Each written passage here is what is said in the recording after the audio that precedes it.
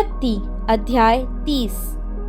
जब राहेल ने देखा कि याकूब के लिए मुझसे कोई संतान नहीं हुई, तब वह अपनी बहन से डाह करने लगी और याकूब से कहा, मुझे भी संतान दे, नहीं तो मैं मर जाऊंगी। तब याकूब ने राहेल से क्रोधित होकर कहा, क्या मैं परमेश्वर हूँ? तेरी कोख तो उसी ने बंद कर रखी है। राहेल ने कहा, अच्छा, मेरी दासी बिल्हा हाजिर है, उसी के पास जा, वह मेरे घुटनों पर जनेगी और उसके द्वारा मेरे भी घर बसेगा।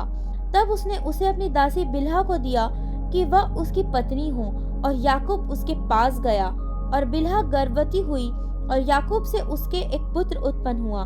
तब राहेल ने कहा, परमेश्वर ने मेरा न्याय चुकाया और मेरी सुनकर मुझे एक पुत्र दिया, इसलिए उसने उसका नाम दान रखा।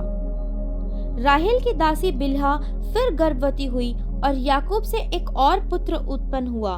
तब राहेल ने कहा, मैंने अपनी बहन के साथ बड़े बल से लिपटकर मल्ल युद्ध किया और अब जीत गई, अतः उसने उसका नाम नप्ताली रखा। जब लिया ने देखा कि मैं जनने से रहित हो गई हूँ, तब उसने अपनी दासी जिल्पा को लेकर याकूब की पत्नी होने के लिए दिया, और लिया की दासी जिल्पा के भी याकूब से एक पुत्र उत्पन्न हुआ। तब लिया ने कहा, अहो भाग्य, इसलिए उसने उसका नाम गाद रखा। फिर लिया की दासी जिल्पा के याकूब से एक और पुत्र उत्पन्न हुआ।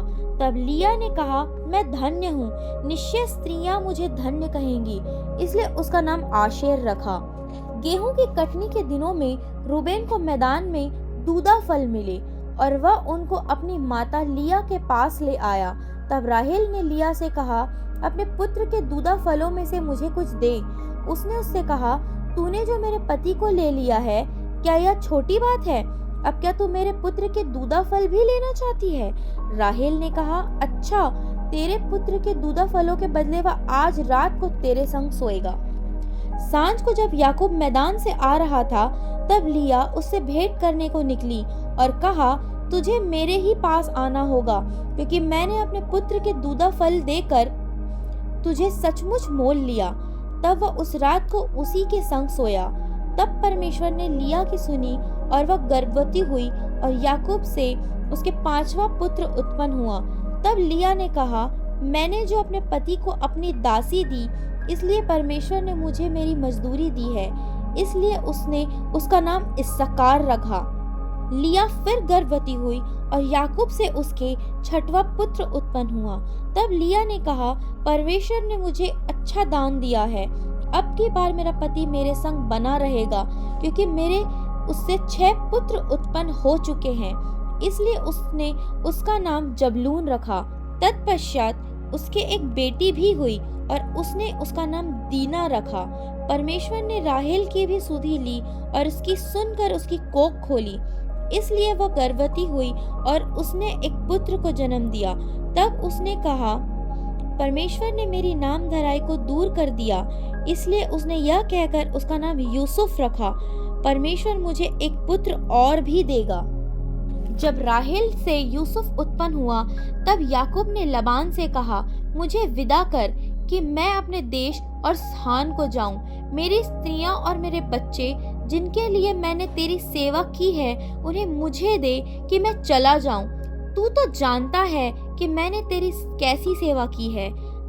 लबान ने उससे कहा, यदि तेरी दृष्टि में मैंने अनुग्रह पाया है, तो यहीं रह जा, क्योंकि मैंने अनुभव से जान लिया है कि यहोवा ने तेरे कारण से मुझे आशीष दी है। फिर उसने कहा, तू ठीक बता कि मैं तुझको क्या दूं, और मैं उसे दूंगा।